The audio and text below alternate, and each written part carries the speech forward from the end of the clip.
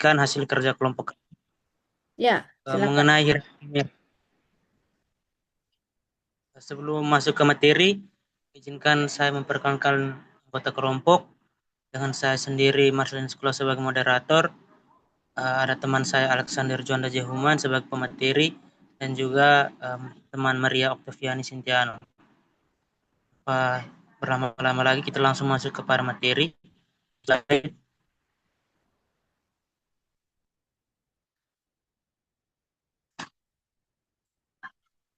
Baik, latar belakang dari materi kita siang ini yaitu merek ini menjadi aset strategis utama yang menentukan posisi kompetitif perusahaan di pasar global. Perusahaan dengan merek yang kuat memiliki kemampuan lebih besar untuk menarik konsumen, membangun loyalitas, serta menciptakan nilai tambah jangka panjang. Matrik merek produk berfungsi untuk membantu perusahaan mengatasi posisi setiap merek dalam portofolio, memahami potensi sinergi antar submerek, dan menghindari risiko korelasi sinergi antar produk. Dengan struktur hierarki yang jelas, mulai dari merek, perusahaan, hingga merek individu, organisasi dapat menentukan strategi diferensiasi yang lebih tepat. Baik, next slide.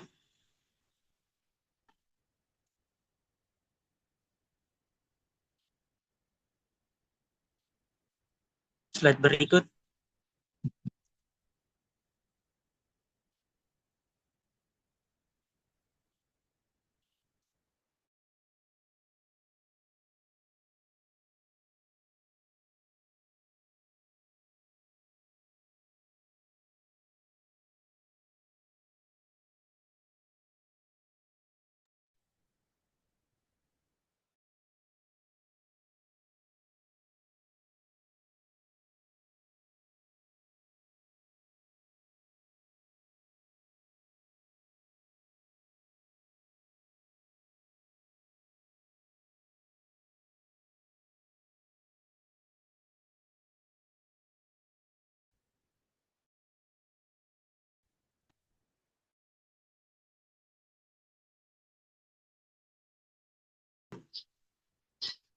Materi matrik merek produk, di mana sebuah alat yang disebut matrik merek produk dapat digunakan untuk menandai suatu produk dan merancang strategi merek yang dihasilkan oleh sebuah perusahaan pemegang merek, yaitu suatu penyajian grafis dari semua merek dan produk yang ditawarkan.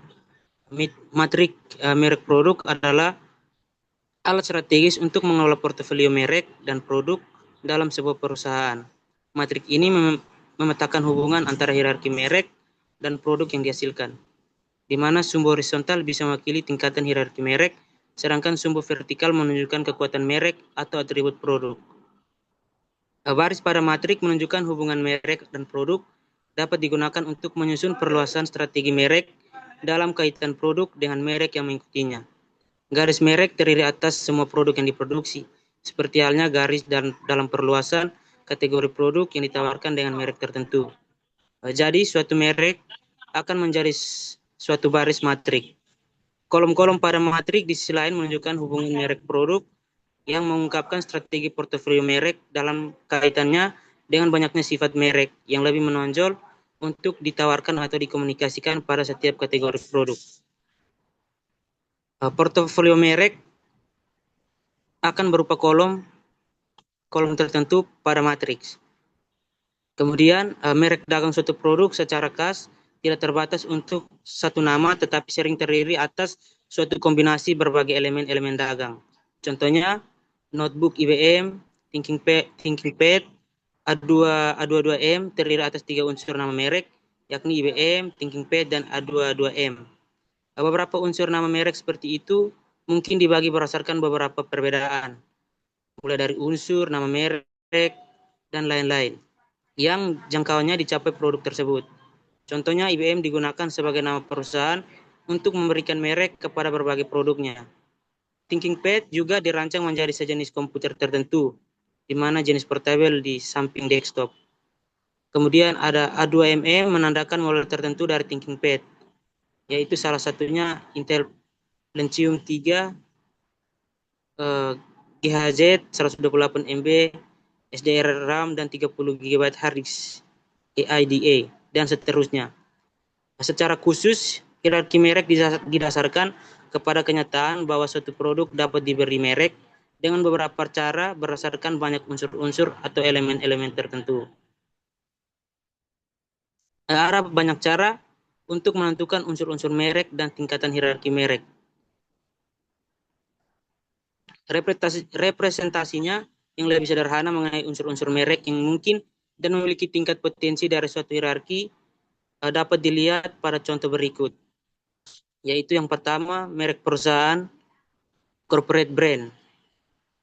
Merek utama memiliki entitas perusahaan, contohnya Google. Kemudian ada merek keluarga atau family brand, di mana nama merek yang digunakan pada kelompok produk terkait, contohnya Nike. Kemudian ada merek individu atau individual brand, yaitu merek khusus untuk produk tertentu, misalnya Nike Air Jordan. Dan yang terakhir adalah merek payung atau umbrella brand, di mana merek yang menaungi berbagai lini produk seperti Virgin Group. Tingkatan tertinggi dari hierarki secara teknis selalu mencantumkan satu merek, yakni merek badan hukum atau merek perusahaan. Agar menjadi resmi, merek perusahaan atau merek badan hukum selalu dicantumkan pada produknya atau kemasannya. Mungkin dimaksudkan agar nama dari sebuah perusahaan akan dapat dilihat di samping badan hukum. Mungkin sekian materi yang dapat saya bawakan. Selanjutnya saya persilakan kepada teman kelompok.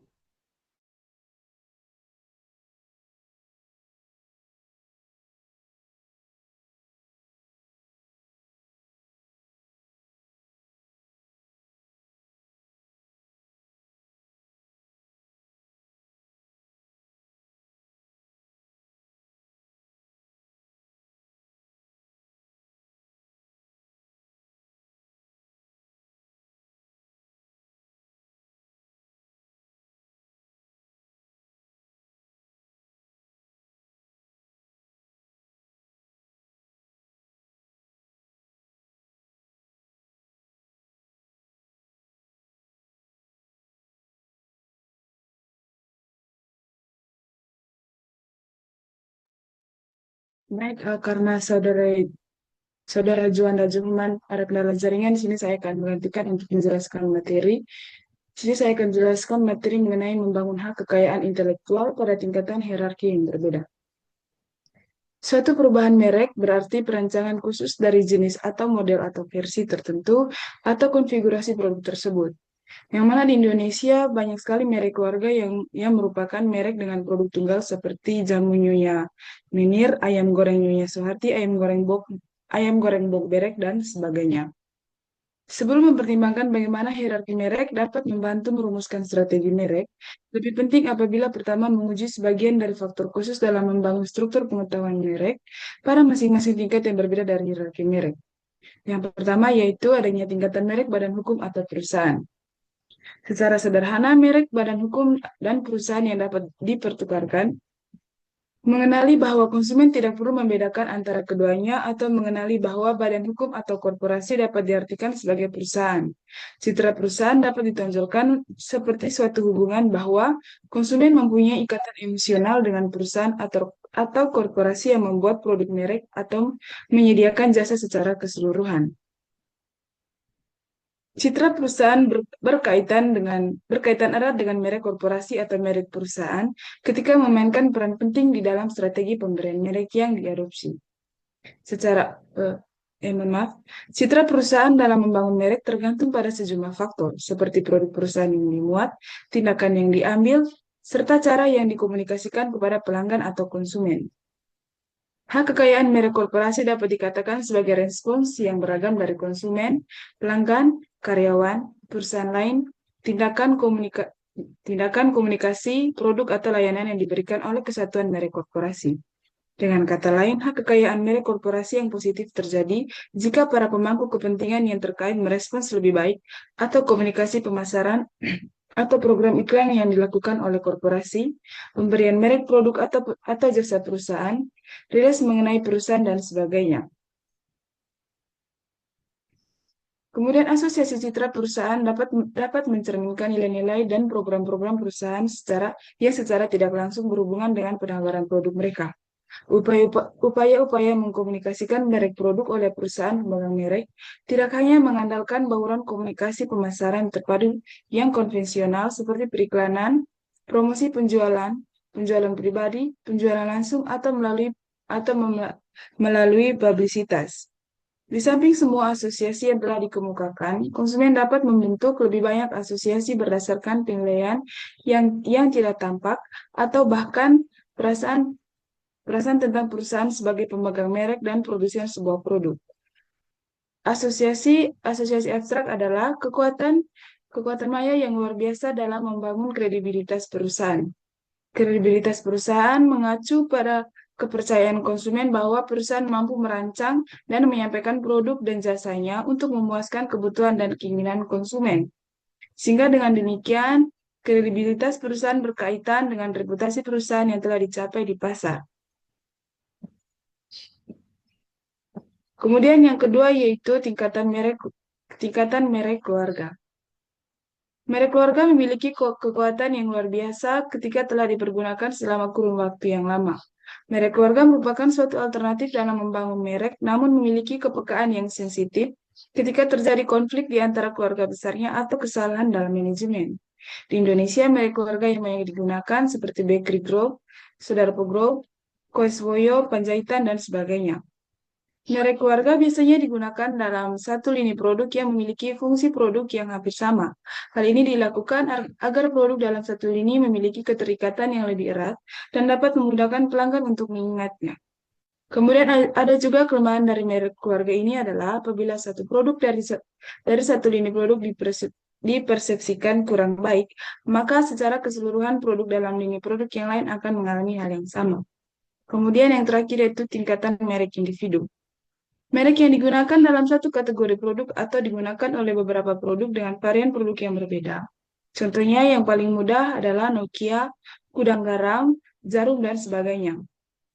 Masing-masing merek memiliki posisi yang berbeda dan segmen pasar yang berbeda pula. Sebagai contoh yaitu Gudang Garam Merah, Gudang Garam Citra, Gudang Garam Internasional, dan sebagainya, memiliki posisi dan segmen yang berbeda. Penggunaan merek individu adalah penggunaan yang lebih sering digunakan untuk memasuki persaingan berhadapan secara langsung dengan produk sejenis dari pesaing.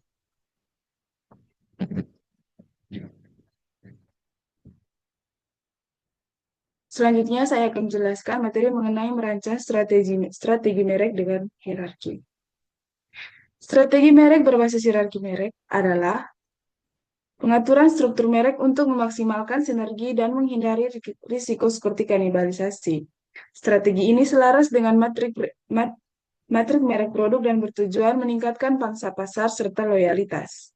Luasnya jangkauan suatu strategi merek berhubungan dengan sifat dan banyaknya berbagai produk yang dihubungkan dengan merek yang ditawarkan.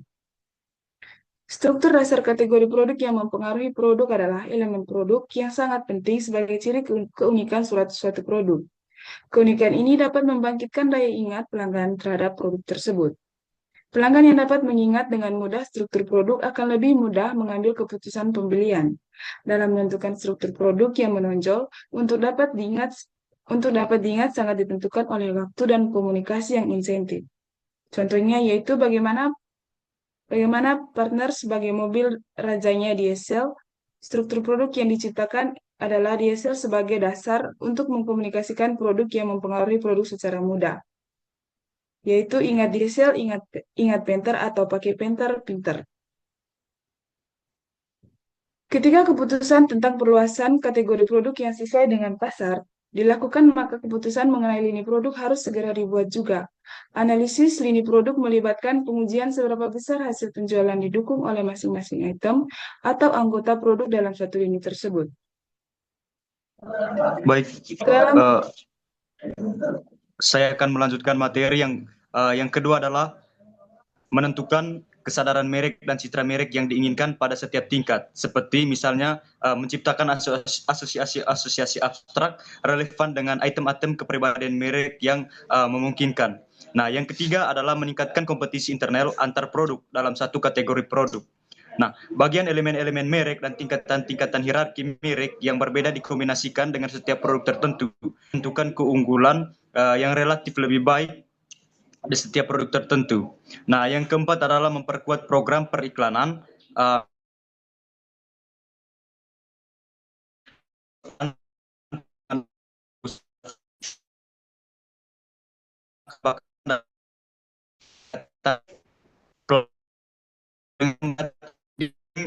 Yang melihat organisasi dan juga lebih dan keputusan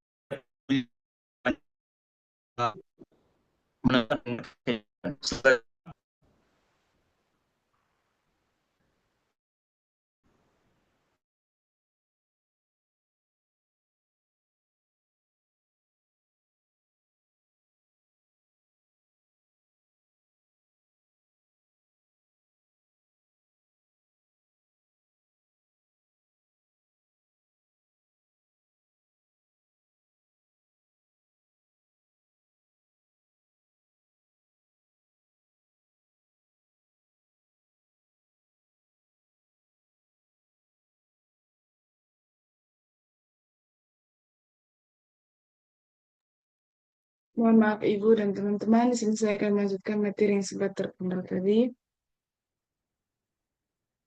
mengenai merancang strategi merek dengan hierarki. Ketika keputusan tentang perluasan kategori produk yang sesuai dengan pasar dilakukan, maka keputusan mengenai lini produk harus segera dibuat juga.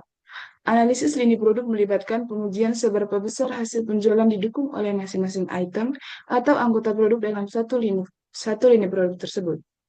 Kedalaman satu strategi merek berkaitan dengan sifat dan banyaknya merek berbeda yang dipasarkan pada kelas produk tertentu.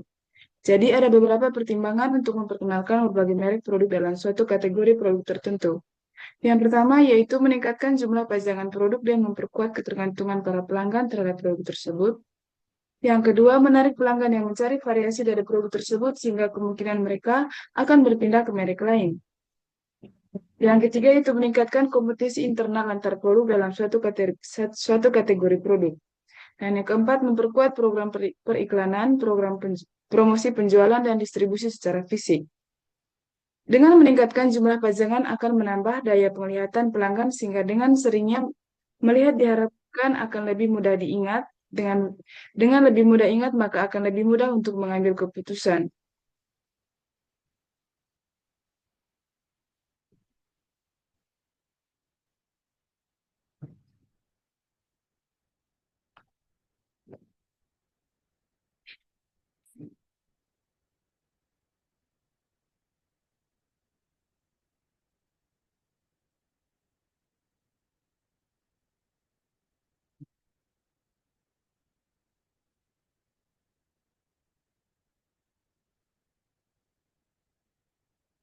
Baik, untuk materi selanjutnya saya akan berikan waktu dan kesempatan kepada teman saya untuk melanjutkan.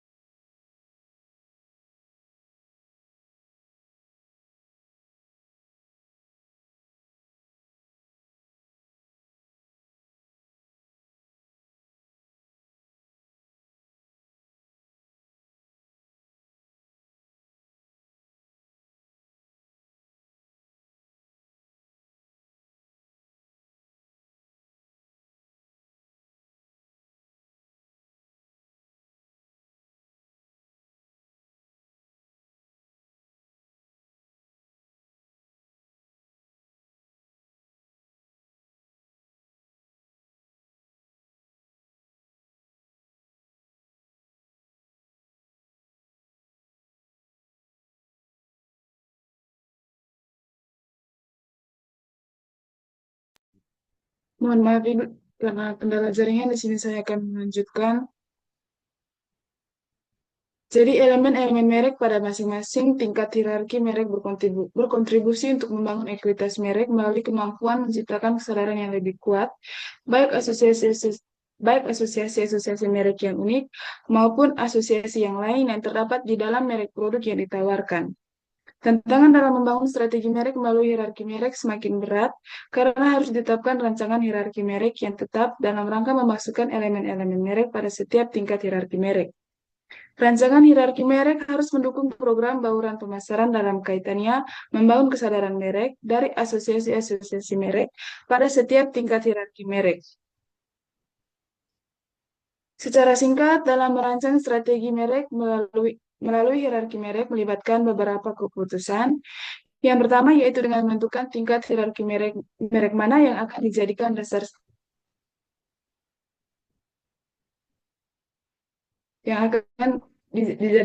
strategi merek, memilih hierarki merek yang paling sederhana.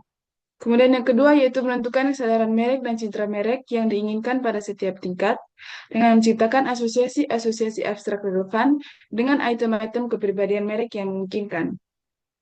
Yang ketiga, bagaimana elemen-elemen merek dari tingkat hierarki merek yang berbeda dikombinasikan dengan setiap produk tertentu, dengan menentukan keunggulan yang relatif lebih baik daripada setiap elemen merek yang dapat mempengaruhi persepsi produk dan citra produk sedekat mungkin.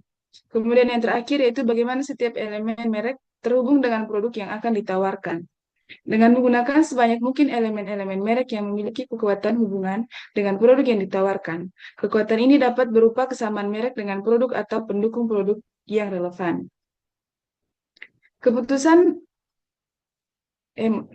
Menentukan kesadaran merek dan citra merek yang diinginkan pada setiap tingkat dengan cara menciptakan asosiasi-asosiasi abstrak yang relevan dengan item-item kepribadian merek yang memungkinkan.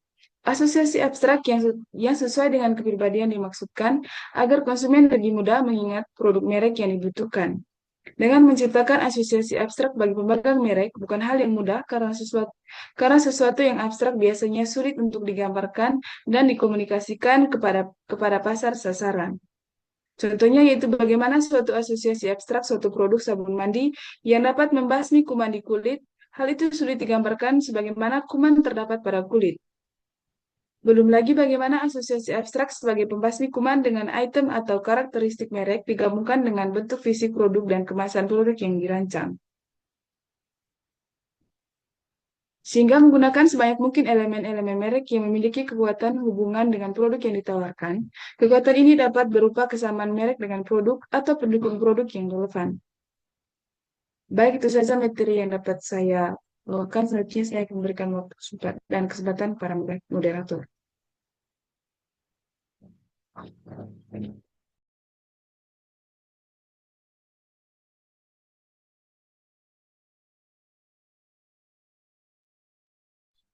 Baik, kesimpulan dari materi kami yaitu kerangka hierarki merek yang tepat meningkatkan kesadaran merek, memori merek, dan loyalitas pelanggan dengan mengoptimalkan alokasi sumber daya untuk komunikasi, distribusi, dan inovasi produk sambil menghindari resiko kanibalisasi antar produk. Implementasinya menuntut keputusan desain yang cermat, di mana memiliki tingkat hierarki yang paling efisien untuk komunikasi, menetapkan asosiasi abstrak yang relevan pada tiap tingkat, serta menjaga konsistensi pesan agar ekuitas merek tidak tersebar terlalu tipis di banyak lini produk. Dengan demikian, penerapan hierarki merek yang terstruktur tidak hanya memperkuat citra perusahaan secara luas, tetapi juga meningkatkan kinerja portofolio produk melalui sinergi merek produk dan perlindungan HKI yang kuat. Sekian materi yang dapat kami presentasikan pada siang ini. Sebelum masuk kepada sesi diskusi, apakah ada tambahan dari Ibu dosen? Waktu dan tempat saya persilakan.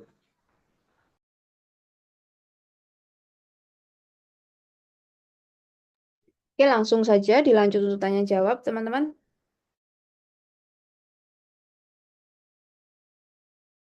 Baik, kita masuk pada sesi diskusi.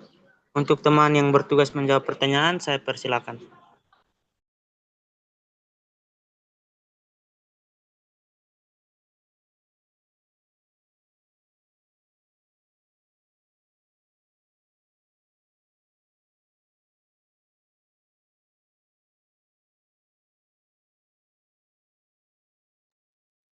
Baik, di sini saya akan menjawab pertanyaan dari Saudari Dewi Nirwana Banaweng dengan pertanyaan, menurut teman-teman kelompok, apa tantangan terbesar merek lokal dalam melindungi hak kekayaan intelektualnya di era digital seperti sekarang?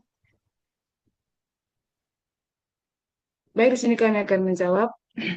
Tantangan terbesar merek lokal dalam melindungi hak kekayaan intelektual di era digital saat ini antara lain yang pertama yaitu plagiarisme dan penurunan merek. Merek lokal sangat rentan terhadap penurunan nama, logo, dan elemen branding oleh pihak yang tidak bertanggung jawab yang dilakukan secara mudah dan masih lewat platform digital. Hal ini dapat menimbulkan kebingungan konsumen dan merugikan reputasi merek asli. Kemudian adanya praktik penyerobotan pemain dengan nama merek atau ejaan merek lokal sering terjadi. Ini disalahgunakan untuk menjual produk palsu atau menipu konsumen, sehingga mengancam kredibilitas merek lokal. Yang ketiga yaitu keterbatasan regulasi dan penegakan hukum.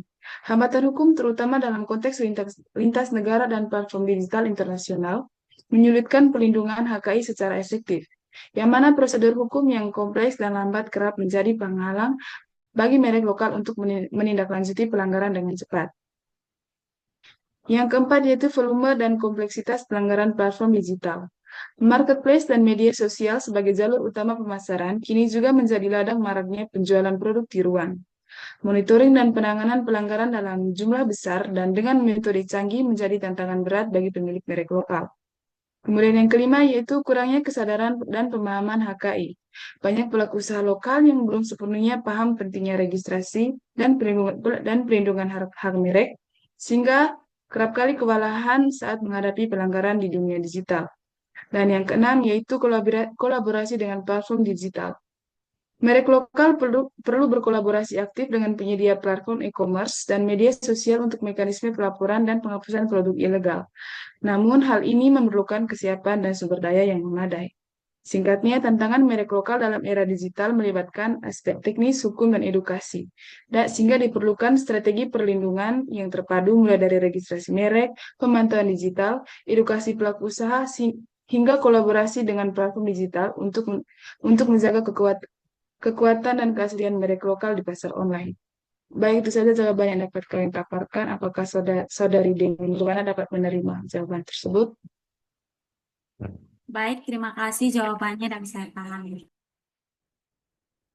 Baik, terima kasih. Selanjutnya saya akan menjawab pertanyaan dari saudari Justina Vidya dengan pertanyaan, mengapa perlindungan hak kekayaan intelektual penting pada setiap tingkatan hierarki merek? Bisakah teman-teman memberikan contoh dampaknya pada citra perusahaan?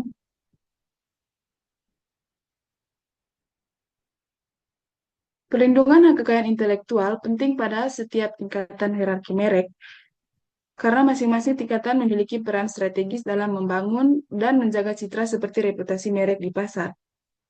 Di tingkat merek perusahaan, perlindungan HKI menjaga nama dan reputasi korporasi secara keseluruhan, sehingga mencegah penggunaan tidak sah yang dapat merusak kepercayaan konsumen terhadap seluruh portofolio produk.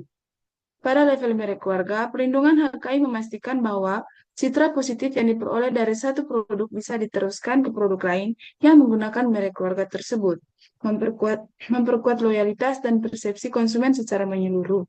Sementara pada merek individu, perlindungan HKI memberikan ruang untuk diferensiasi dan pengembangan kepribadian produk, sekaligus melindungi inovasi unik agar tidak ditiru oleh kompetitor.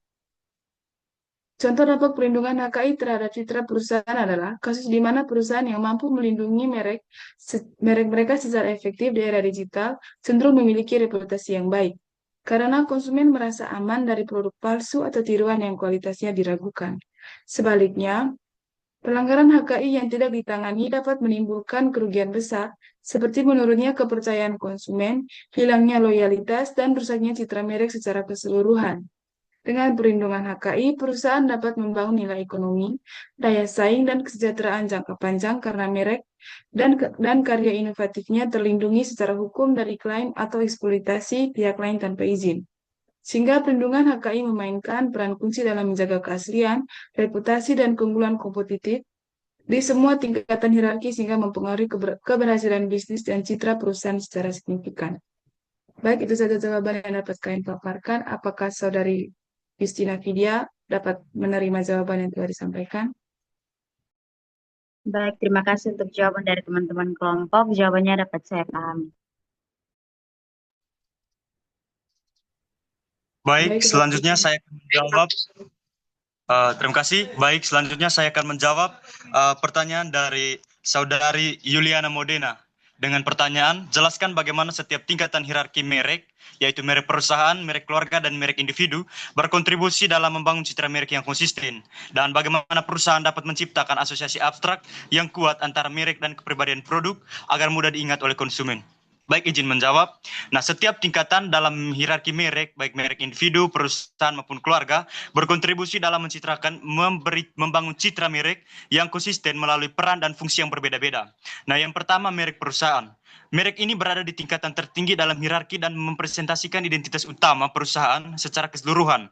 Merek perusahaan menyatukan seluruh portofolio produk dan jasa yang dibangun di bawah payungan menciptakan persepsi umum yang konsisten terhadap kualitas dan nilai perusahaan, serta konsistensi dalam elemen visual, nilai dan pesan merek perusahaan membantu membangun kepercayaan dan kesan yang kuat di benak konsumen yang membeli produk. Yang kedua adalah merek keluarga. Merek keluarga adalah merek yang digunakan untuk beberapa produk dalam satu kategori atau lini yang terkait, misalnya beberapa jenis produk yang memakai satu nama keluarga merek. Merek ini mentransfer citra positif dari satu produk ke produk lain dalam keluarga yang sama sehingga memperkuat asosiasi dan loyalitas pelanggan. Yang ketiga, merek individu. Merek ini adalah level paling spesifik yang digunakan untuk produk tertentu dengan identifikasi uniknya sendiri. Merek individu memungkinkan perusahaan menyesuaikan positioning dan keberadaan produk secara spesifik untuk segmen pasar tertentu. Meski demikian, merek individu masih dapat memanfaatkan reputasi merek perusahaan dan merek keluarga untuk mendukung kredibilitas, menjaga konsistensi dan citra meski dengan pendekatan yang lebih fleksibel. Nah, ketiga merek ini juga teman-teman dapat membangun asosiasi abstrak yang kuat antara merek dan kepribadian produk agar mudah diingat oleh konsumen dengan cara-cara yang pertama adalah menggunakan elemen visual dan simbol yang khas mengekspresikan karakteristik produk seperti logo, warna, desain packingan, maupun desain barang dari produk. Yang kedua, menggabungkan slogan singkat dan mudah diingat yang mempresentasikan nilai dan esensi produk. Seperti kita tahu Nike menggunakan tagline atau slogan seperti Just Do It. Jadi kita lebih bisa mengingat atau tersimpan di benak kita bahwa itu adalah slogan dari Nike. Yang ketiga adalah membangun narasi emosional melalui storytelling yang menggabungkan produk dengan kepribadian yang diinginkan sehingga konsumen merasa terhubung secara emosional dengan konsumen. Yang keempat adalah konsentrasi pesan dan pengalaman pelanggan di semua titik kontak merek, baik online maupun offline, guna memperkuat persepsi dan asosiasi merek. Demikian jawaban yang bisa kami dari kelompok berikan. Apakah Saudari Yuliana Modena bisa menerima dan memahami? Baik, terima kasih teman-teman kelompok. Jawabannya dapat saya pahami. Baik, terima kasih. Selanjutnya saya akan menjawab pertanyaan dari Saudari Bella Stefani Sau. Dengan pertanyaannya, berdasarkan penjelasan mengenai strategi merek berbasis hierarki, analisislah bagaimana penerapan struktur merek dan kategori produk dapat mempengaruhi loyalitas pelanggan serta efektivitas komunikasi merek di pasar, dan bagaimana faktor eksternal seperti kondisi lingkungan, misalnya bencana alam atau peristiwa sosial dapat dimanfaatkan oleh perusahaan untuk memperkuat citra merek tanpa mengurangi kredibilitas produk. Baik, izin menjawab. Penerapan struktur merek dalam setiap kategori berpengaruh signifikan dengan komunikasi merek. Berikut analisis detailnya. Yang pertama adalah pengaruh struktur merek dan kategori produk pada loyalitas pelanggan. Struktur merek yang terorganisasi dengan baik memudahkan konsumen dalam mengenal, mengingat, dan mengasosiasi nilai merek yang pada akhirnya meningkatkan loyalitas pelanggan. Yang kedua, kategori produk yang jelas membantu mempromosikan setiap produk secara spesifik untuk segmen pasar yang tepat, mengurangi kebingungan konsumen, dan meningkatkan kepuasan melalui kecocokan produk yang sesuai kebutuhan. Selanjutnya, konsistensi dalam komunikasi merek di semua kategori produk yang menciptakan kesan yang kohesif dan profesional, yang memperkuat loyalitas pelanggan karena mereka merasa terhubung dengan keseluruhan merek, bukan hanya produk individual saja. Efektivitas komunikasi merek. Suatu hierarki yang logis menjadikan komunitas merek lebih efektif karena informasi disampaikan secara terorganisir dari merek perusahaan, keluarga hingga individu. Nah, adapun pemanfaatan faktor eksternal untuk memperkuat citra merek. Di antaranya, yang pertama, kondisi lingkungan seperti bencana alam atau peristiwa sosial sebenarnya bisa dimanfaatkan perusahaan untuk memperkuat citra merek dengan cara menunjukkan empati, kepedulian, dan keterlibatan secara nyata dalam membantu masyarakat yang terdampak. Contohnya, perusahaan dapat memberikan program CSR atau Corporate Responsibility atau kampanye pemberdayaan masyarakat pasca bencana yang jujur dan transparan untuk membangun citra merek di masyarakat. Penting agar komunikasi selama masa krisis tetap konsisten, transparan, dan fokus pada nilai kemanusiaan agar mendapatkan kepercayaan konsumen dan tidak dianggap sebagai eksploitasi situasi. Secara ringkas, struktur hierarki merek yang jelas dan kategori produk terdefinisi mendukung loyalitas pelanggan dan komunikasi yang efektif. Sementara respon positif dan strategi terhadap kondisi lingkungan eksternal seperti bencana alam dapat memperkuat citra merek dengan cara yang kredibel dan empati tanpa merusak persepsi dari produk. Demikian jawaban yang bisa diberikan kelompok. Apakah saudari Stefanisa Belasau bisa? Baik, terima kasih jawab dapat dipahami.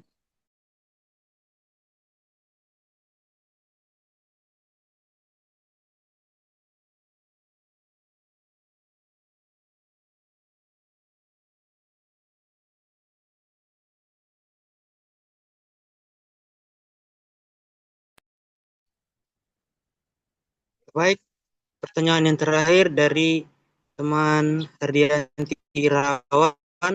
Bunyi pertanyaannya, di Indonesia banyak merek keluarga yang merupakan merek dengan produk tunggal seperti jamu nyonya Mener, ayam goreng Nyi Suharti, dan ayam goreng Bomberek.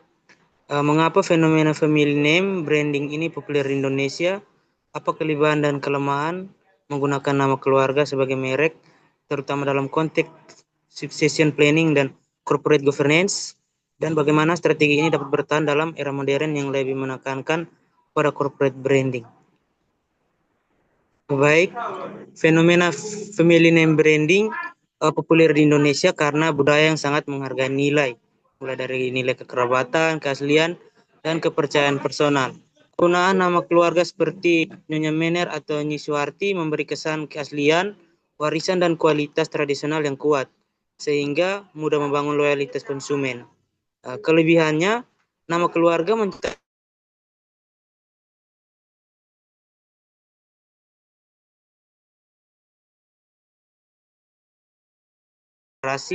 atau succession planning atau konflik keluarga, reputasi dan arah bisnis bisa terganggu. Dari sisi corporate governance, struktur kepemilikan yang berpusat pada keluarga seringkali menghambat profesionalisasi manajemen. Agar strategi ini bertahan di era modern yang menekankan corporate branding, perusahaan perlu menggabungkan nilai-nilai tradisional keluarga dengan sistem manajemen profesional dan memperluas identitas merek agar tidak hanya bergantung pada figur pendiri, tetapi juga pada kualitas inovasi dan kepercayaan institusional. Mungkin sekian jawaban yang dapat kelompok berikan. Apakah teman Hardianti Irawan bisa menerima atau ada tanggapan? Saya persilakan.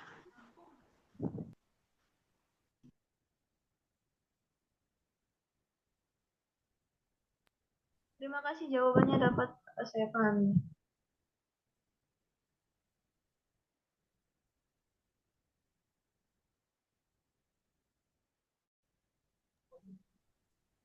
Baik, sekian jawaban dari kelompok. Selanjutnya saya kembalikan kepada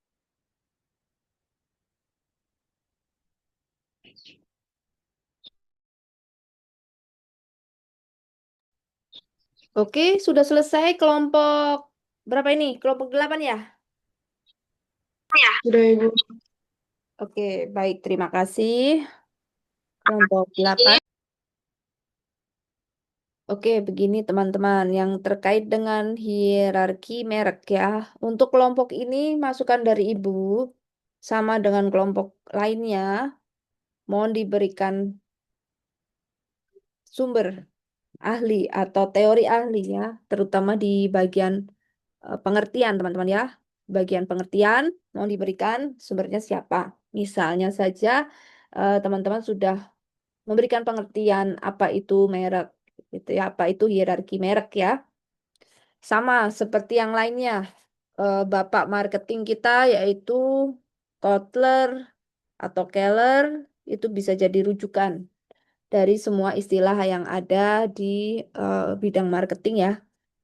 Nah, apa sih kaitannya ya hierarki merek dan merek yang lain? Ini kita seru sekali sih yang terkait dengan hierarki merek gitu ya. Kita pakai Kotler atau Keller boleh deh. Mau tahun berapa aja bebas ya.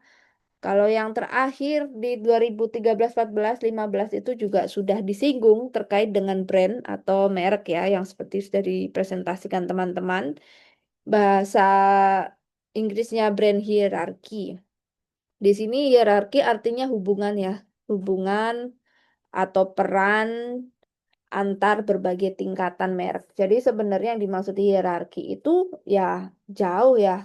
Tidak hanya strategi dan komunikasi saja, tetapi lebih deep lagi di sini ada tingkatan. Jadi ini belum dibahas ya kalau tidak salah tadi kelompok ini belum membahas layer atau lapisan dari tingkatan merek ya.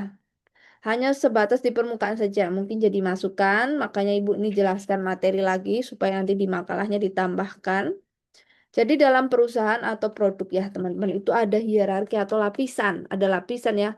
Ada yang disebut dengan merek, oh tadi sudah dibahas ya, merek keluarga, merek korporat sampai submerek. Tapi yang paling terkenal itu master brand, lalu sub brand dan juga individual brand. Nanti kita bisa contohkan Gojek, Tokopedia, atau mungkin yang lainnya KFC ya yang terkenal supaya teman-teman bisa membayangkan. Nah, kenapa perlu ada layer? Kenapa perlu ada lapisan dalam merek? Bu, kan sulit ya membuat produk kita dikenal di otak para konsumen. Apalagi harus bikin lapisan per lapisan gitu, Bu. Nah, ini sepenting itukah lapisan merek ya? Nah, pertanyaannya itu sangat penting. Kenapa, Bu, perlu ada status antar merek, perlu ada lapisan 1, 2, dan merek utama? Karena di sini ya perlu penjelasan masing-masing produk itu punya peran seperti apa. Identitas perusahaan itu makin jelas ya, tidak abu-abu.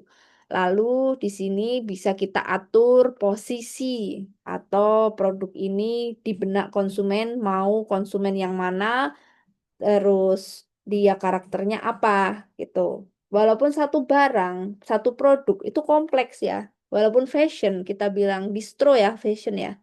Lengkap, isi fashion itu kan nanti bisa menjalar ke parfum, bisa menjalar ke apa namanya merchandise yang lain ya, tidak hanya pakaian, tidak hanya apa namanya baju dan celana, bisa nanti berkembang ke aksesoris seperti jam tangan ya, crunchy atau yang kita bilang jepit rambut gitu ya.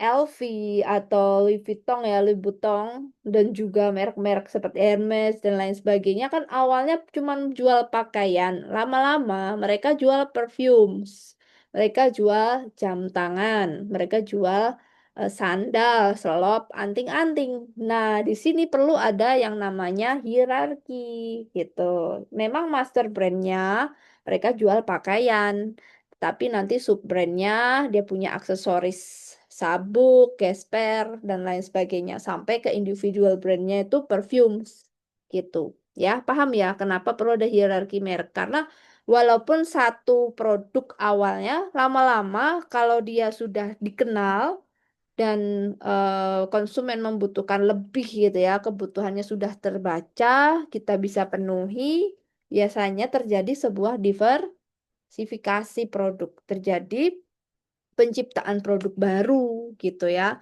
Jadi di sini artinya hierarki merek itu sejauh mana sih merek ini punya nilai bisa diturunkan ke tingkat tertentu di sebuah perusahaan menjadi tingkat produk tertentu. Kayak tadi ya, tadinya pakaian tiba-tiba dia jadi jualan apa perfume. Sama seperti BYD ya, kita bilang BYD ya, mobil BYD dari Cina tahu mobil BYD. Jadi kalian kalau sekarang harian kalian ini tidak hanya main TikTok aja ya. Saya harapkan Anda juga baca X, baca Threads, baca berita, lihat perkembangan dunia marketing itu teknologinya sejauh mana, apa yang sudah dilakukan Cina dengan produknya, apa yang sudah dilakukan Jepang dengan produknya sampai ekspansi ke seluruh dunia. Pasti kalian tahu dong mobil BYD gitu ya. Jangan sampai nggak tahu ya. Mobil BYD itu bahasa Indonesia, bahasa Inggrisnya BYD. Jadi BYD ini tidak jualan mobil. Awalnya mereka ini master brandnya jualan apa? Tebak, ayo. Ada yang tahu nggak? Kalau tahu silakan ketik. Silakan, siapa yang berhasil dapat jackpot? Silakan ketik deh. Dia jualan apa awalnya? Tidak jualan mobil. BYD itu perusahaan mobil sekarang kita kenal ya, mobil elektrik saingannya Tesla tapi buatannya Asia dan bahkan harganya mungkin lebih miring daripada Tesla, lebih kencang, lebih mutakhir, lebih touchscreen lagi ya. Ada yang tahu? Silakan. Kalau tahu, kalau nggak tahu ya sudah berarti poinnya hangus. Jadi BYD ini awalnya adalah perusahaan seperti General Electric jualan batu baterai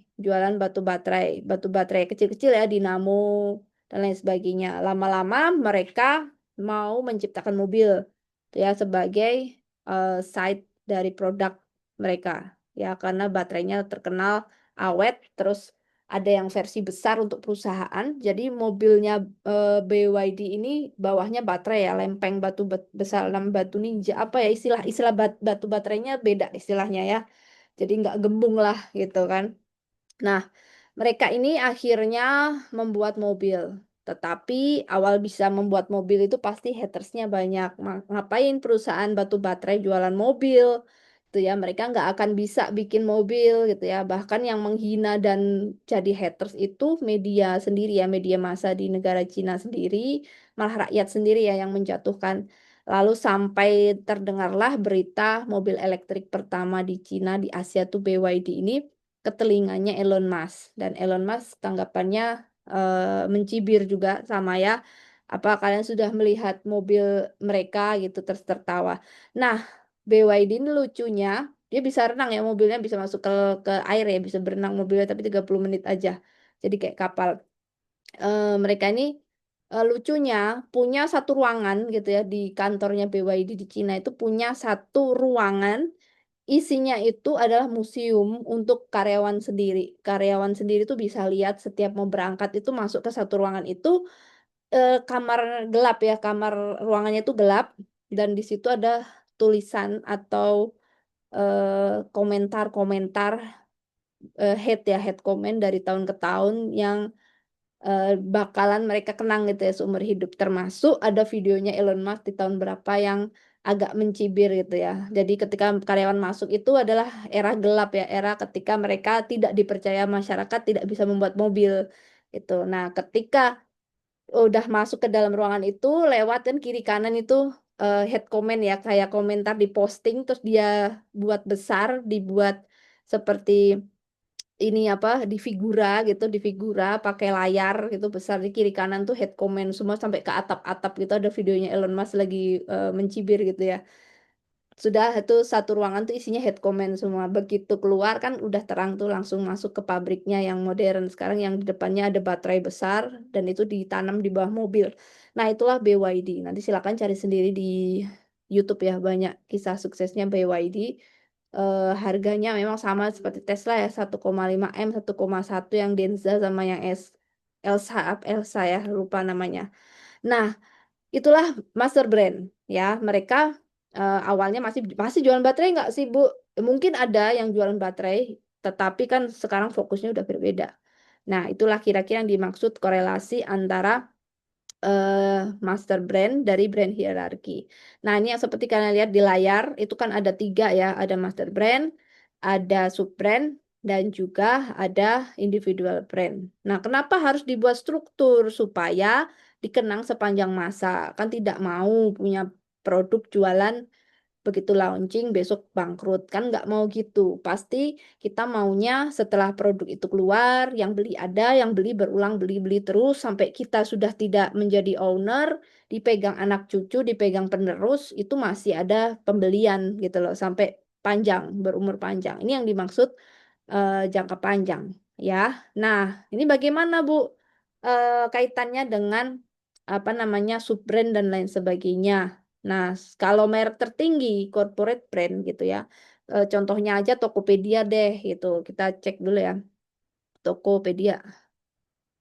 Nah, ini hierarki ya, hierarki merek. Jadi supaya posisinya itu tidak tumbang tindih. Jadi kita tahu sama ya seperti Yamaha. Yamaha itu kan motor yang kita tahu Yamaha motor. Simbolnya apa? Simbol Yamaha coba cek. Simbol Yamaha itu string sampean ini ya, dawai ya, dawai Y ya. Ini adalah senar. Jadi dia awalnya itu jualan alat musik gitu, jualan gitar, jualan pianika gitu ya. Yamaha itu alat musik. Jadi awal jualan itu mereka piano gitu-gitu yang elektrik. Sekarang jual motor gitu kan. Nah, ini lama-lama berkembang sehingga perlu ada hierarki merek ya, perlu ada struktur yang mengelola ekuitas merek gitu loh, kekuatan merek supaya jelas ya, supaya kita pembeli itu nggak bingung loh Yamaha kan terakhir kemarin perasaan dia jualannya nggak ini. Sama ya, nanti kalian jangan heran di luar negeri Huawei itu bukan handphone, bisa aja televisi gitu. Sama ya TCL juga gitu. Makanya sering ini ya lihat-lihat perkembangan di internet ya.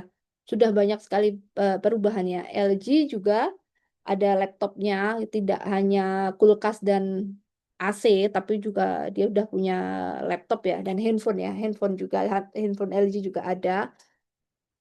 Nah, mungkin kita bisa kasih contoh ya teman-teman hierarki merek seperti apa sih. Kita pakai contoh saja.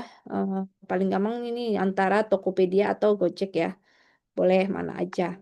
Nah, mungkin yang paling familiar di Tokopedia atau marketplace yang lainnya. Nah, ini supaya membedakan saja sih yang dimaksud dengan master brand itu apa. Nah, master brand atau corporate brand itu merek paling tinggi atau kita sebut dengan merek utama, ya. Merek utama yang punya identitas sebagai pengingat perusahaan, identitas utama organisasi, ya. Master brand ini mewakili culture atau budaya dari perusahaan dan juga value perusahaan. Juga reputasi atau citra. Sebut satu merek, kita langsung tahu. Oh, itu maskapai yang sering telat. Oh, itu maskapai yang on time, yang mahal, tapi kualitasnya oke misalnya. Tapi dia udah punya jualan lain loh, misalnya fashionnya gitu kan. Nah, tapi master brandnya berangkatnya apa dulu yang utama. Nah, itu yang disebut dengan corporate brand atau master brand. Misalnya Tokopedia sebagai sebuah corporate perusahaan bisnis ya teman-teman. Nah, nilainya apa? Mereka ini menginginkan supaya ekonomi digital itu merata. Karena punya platform untuk bisa para UMKM bergabung dengan mereka ya supaya mewujudkan pemerataan digital ekonomi begitu. Value itu falsafah mereka ya, cita-cita perusahaan mereka itu ingin merangkul bersama-sama para UMKM atau siapapun penjual di sana termasuk individu seperti kita bisa berjualan di Tokopedia, bisa cari uang, cari makan di situ. Ini loh platformnya gitu ya, disebut dengan Tokopedia Marketplace. Sehingga master brand ini fungsinya sebagai kepercayaan awal terhadap semua produk di bawahnya. Jadi dia payung besar. This is master brand gitu ya. Jadi jangan heran ada satu merek kok jualannya berbeda, Bu. Satu makanan, satu parfum gitu ya. Ada ya, nanti ada parfum yang apa ya? Sekarang udah ada Sosiola ya, ada Sephora. Kalau Sephora di Jawa ada Sephora, di Sephora itu ada KFC. KFC itu juga jualan make up. KFC itu juga jualan masker, masker wajah, tuh ya. Kayaknya belum ada di Sosiola, ada di Sephora. Jadi baunya seperti ayam baru digoreng gitu sih ya. KFC X apa, tapi dia harus kerjasama ya, nggak bisa sendiri ya. Tetapi kan itu produk di bawahnya, KFC tetap jualan ayam ya, sehingga master brandnya ya makanan ya, kuliner begitu teman-teman ya. Kita lanjutkan lagi sama seperti Tokopedia. Lalu di sini ada sub brand. Nah, sub brand ini artinya turunan, merek turunan gitu ya, merek turunan yang masih ada hubungannya dengan merek utama, tapi ada identitas tambahan gitu loh. Ada pengertian lain dari produk tersebut untuk pasar tertentu. Misalnya saja Victoria's Secret itu kan jualannya pakaian dalam, jualannya CD dan BH, mohon maaf ya, lingerie ya, Victoria's Secret. Tapi parfumnya juga terkenal gitu loh, parfumnya Victoria's Secret juga terkenal sehingga sub brandnya adalah parfumnya Victoria's Secret ya, Secret ya. Dan brand utamanya ya lingerie-nya itu pakaian dalamnya. Oke? Karena target pasarnya juga sudah ada si parfum-parfum tersebut ya. Sehingga ini untuk memperkaya si merek induk, bukan mengganti ya, memperkaya lagi. Tapi hati-hati kalau yang merek induk aja belum terkenal, jangan gegabah untuk pingin membuat lagi Bu supaya punya sub brand. Memangnya gampang ya mengurus brand yang induk. Yang induk aja belum terurus, masa mau gaya-gaya mau bikin sub brand. Hati-hati. Ada syarat di situ untuk bisa akhirnya membuat brand baru dengan identitas baru, tetapi memperkuat brand utama. Kalau memperlemah, lebih baik nggak usah deh gitu loh. Jangan main-main. Jadi hati-hati ya, pebisnis itu berpikirnya sangat detail. Oke? Ya, karena tidak menggantikan. Kalau sampai menggantikan, gagal total itu strategi bisnisnya harus ditata ulang. Hati-hati ya. Selanjutnya di Tokopedia ini apa? GoPay apa? Oh ya, Tokopedia ini ada Tokopedia Salam, gitu ya. Di sini jualannya adalah pakaian-pakaian Muslim, produk-produk halal, bersertifikat dan lain sebagainya. Lalu ada Tokopedia Nyam. Nah, aduh ini nggak jelas ya, mohon maaf. Nyam ini jualannya produk hewan peliharaan atau pet shop lah yang pada punya hewan peliharaan itu belinya di Tokopedia Nyam. Dia punya sendiri ya sub brandnya. Lalu ada Tokopedia Tekno, ini khusus untuk gadget teman-teman ya. Nah, di sini nanti masuk ke individual brand ya. Sehingga sub-brand ini memungkinkan ya menjangkau semua segmen pelanggan yang berbeda tanpa meninggalkan merek utama ya Tokopedia itu sendiri. Sama ya, Gojek juga sama. Kita cek kembali untuk Gojek juga sama. Nah, Gojek sama. Ada ini mobil dan motor sewa, servisnya. Yang utama kan dia berangkatnya di situ ya. Baru dia berangkat lagi ke makanan gitu kan. Awalnya nggak ada GoFood ya. Awalnya Gojek gitu kan. Ya kita tahu Gojek ya maka motor ojek. Tiba-tiba ada GoFood. Ya sama seperti Shopee. Shopee ya marketplace, tahu-tahu ada Shopee Food. Kalau di Jawa terkenal Shopee Food daripada GoFood dan Grab, lebih murah karena mereka berani bakar uang gitu ya. Tapi hanya momen tertentu saja murah, tapi ada kalanya balik mahal, ada. Ya, kalau pas event-event tertentu dia balik murah gitu ya. Pas hari raya itu banyak sekali diskonnya gitu ya. Tapi di sini tidak ada ya teman-teman karena mungkin range harganya nggak masuk akal itu. Kasihan nanti penjual. Lalu ada GoSend.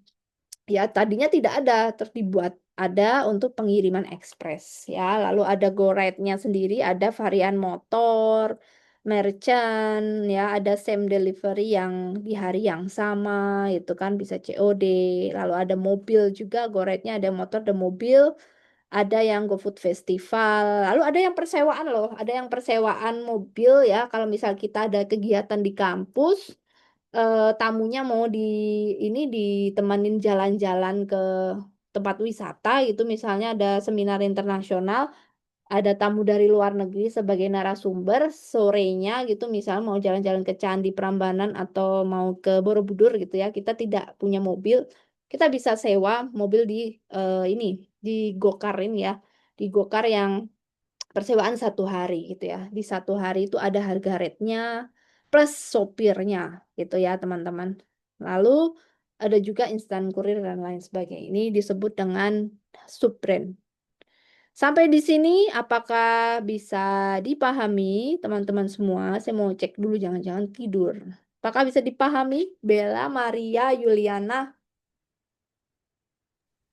Bisa, Ibu.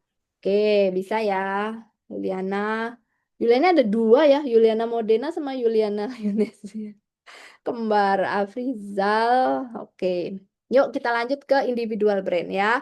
Nah, individual brand itu apa? Nah, ini Ibu singkat saja ya. Maaf tidak bisa sampai lama. Ini sebentar masih lanjut lagi kegiatan, masih ada ini membuat kurikulum.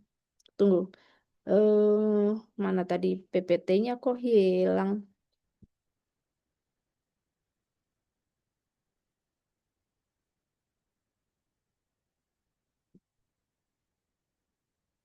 Oh ya, sorry. Ini ya PPT-nya ya.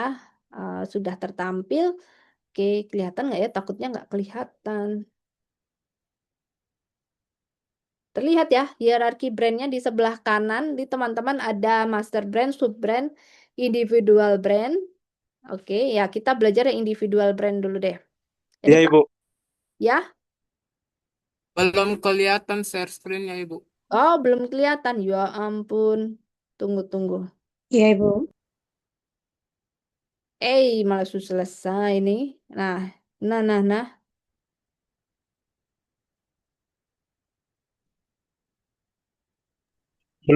Ibu. Sudah? Sudah toh? Sudah, Ibu. Ya, Tokopedia sudah ya. Gokar juga sudah tadi ya, Gojek dan lain sebagainya. Ini sudah bisa terlihat. Sudah, Ibu. Sudah, Ibu.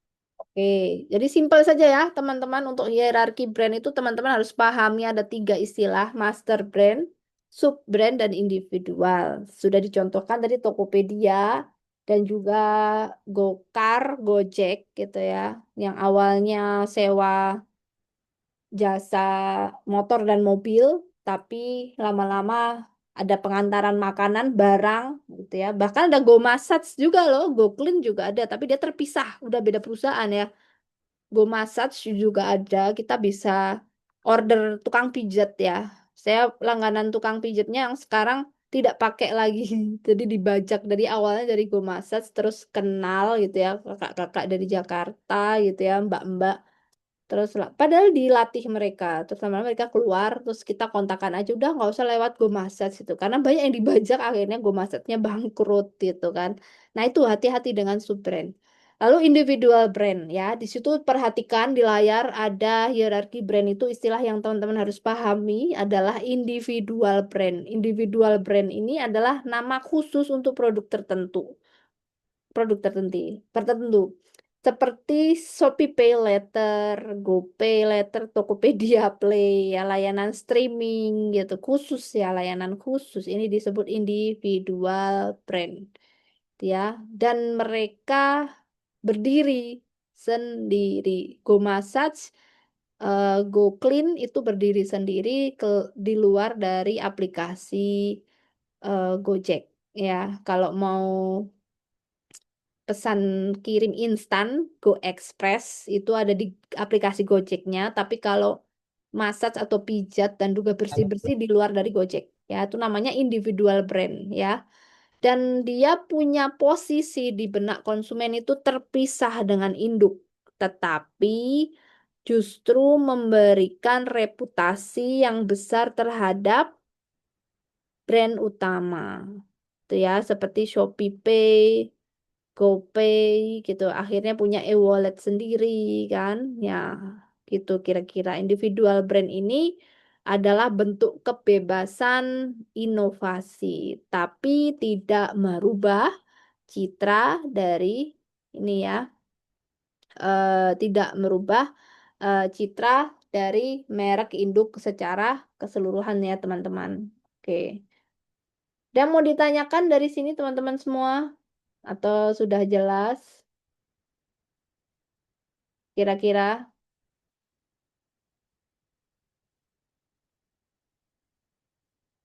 sudah bisa dipahami? Sudah, Ibu.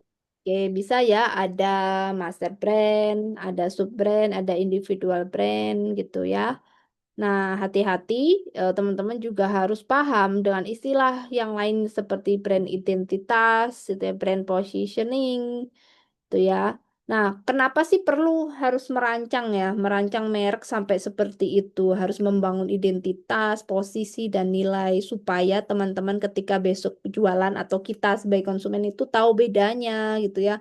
Hubungan emosional produk juga beda dari penciptaan logo, slogan seperti Nike tadi Just Do It itu berbeda gitu ya. Jangka panjang juga mereka menginginkan sebuah umur merek gitu kan. Lalu di sini strategi merek ini fungsinya tadi untuk punya identitas gitu ya. Sebuah produk itu harus punya jati diri, menyeluruh apa sih yang diinginkan produk tersebut, tidak sekedar dibeli konsumen terus sudah gitu kan, tetapi setidaknya ada rasa gitu ya, ada kualitas yang bisa dikenang, ada kinerja yang bisa diceritakan, ada gaya hidup yang bisa berdampak pada konsumen, ada nilai simbol-simbol yang terus terkenang gitu loh. Maksudnya identitas itu selalu ada kenangan gitu ya, baik rasa kualitas itu ya, baik dampaknya atas penggunaan dari barang tersebut ya, sehingga pada akhirnya ini menjadi keputusan ingin dibeli ya karena sudah punya identitas atau jati diri. Itu disebut dengan brand identity. Itu ada kaitannya dengan hierarki merek. Nah, lalu berikutnya supaya merek ini juga dikenal gitu, apa dibedakan, bisa membedakan. Yang membedakan dengan produk yang lain walaupun sama-sama gitu. Walaupun jualannya sama-sama mie gitu, mie instan, tetapi Indomie kan beda positioningnya dibanding dengan Sarimi. Ya, Indomie kan anak muda, Sarimi mungkin boomer gitu ya, yang era-era zaman dulu gitu, yang suka dengan mie rebus yang kental kuahnya, misalnya dengan koya, itu kan era-era penikmat yang ini ya, penikmat lebih senior dibanding kita yang suka goreng. Ya, pasti ketahuan ya. Kalau sukanya Indomie berarti jiwanya muda. Kalau suka yang rebus berarti dia orangnya pemikirannya tua gitu ya. Ada yang sampai seperti itu ya untuk positioningnya. Nah, ini yang membedakan. Oke. Lalu di sini harus dikomunikasikan ya teman-teman dengan iklan, komunikasi bisnis tadi sudah disinggung. Lalu berikutnya ada brand experience. Nah, brand experience ini juga salah satu cara supaya merek itu dikenal. Cara mengkomunikasinya lewat experience, interaksi nyata ya, baik menggunakan customer hotline, penyediaan ruang publik untuk keluh kesah, pelayanan konsumen. Oke, gitu ya. Lalu ada media sosial untuk saring chat, DM kalau produknya bermasalah, gitu, untuk klaim dan sebagainya, ya. Ada juga kemasan yang baik untuk membangun emosi dengan produk dan sebagainya. Kenapa kemasan di sini masuk brand experience? Karena kan ada kemasan yang di situ ada kata-katanya dari para konsumen gitu ya. Seperti apa ya waktu itu ya? Lupa aku produk ini apa? Beberapa produk yang ada kata-kata mutiara dari konsumen terus ditampilkan di situ ya. Ada Coca-Cola atau apa ya? Atau permen ya, lupa waktu itu ada produk yang seperti itu. Nah, ini supaya membangun ya, membangun hubungan emosional dengan konsumen. Bagian dari memperkuat merek itu sendiri. Oke. Nah, misalnya Aqua atau teh botol sosro itu juga sama ya, strategi mereknya kan air gitu kan, air minum, air teh dan di mana berkualitas. Dan kalau Aqua itu selalu ada di benak konsumen dari awal karena yang pertama kali muncul sebagai market leader. Lalu selanjutnya follower ya. Tetapi mungkin sekarang Aqua agak susah dilirik karena selain harga bentuknya mungkin kurang fresh, jadi orang pada larinya ke merek-merek lain yang lebih murah ya, lebih murah dan lebih menarik ya, botol warnanya lebih cerah lagi gitu. Oke, dari sini ada lagi yang mau ditanyakan. Kalau tidak ada, mungkin Ibu bisa kasih penutup, gitu ya. Ada juga selain hierarki merek, yaitu arsitektur merek ya, brand arsitektur dan hierarki of brand. Ada dua sebetulnya ya teman-teman, tapi sama saja. Mungkin yang arsitektur merek itu lebih detail lagi, tapi yang perlu kita ketahui hanya hierarki merek saja ya. Itu saja teman-teman. Jadi supaya tidak bingung perlu ada hierarki merek ya, supaya tidak saling membunuh juga itu, sama-sama dari ada loh saling bunuh-bunuhan ya, misalnya Shopee Paylater membunuh Shopee gitu ada, tapi bukan Shopee ya, ada kasusnya. Anak produknya lebih terkenal akhirnya tidak berkontribusi kepada merek utama tetapi malah jauh ya berkembang karena tidak ada posisi yang jelas, tidak ada aturan hierarki merek, akhirnya saling memakan di pasar di dalam perusahaan sendiri. Begitu. Oke, kira-kira itu saja yang Ibu bisa sampaikan terkait dengan materi. Ya, sudah cukup banyak sekali. Apakah teman-teman sudah paham? Ada yang mau ditanyakan?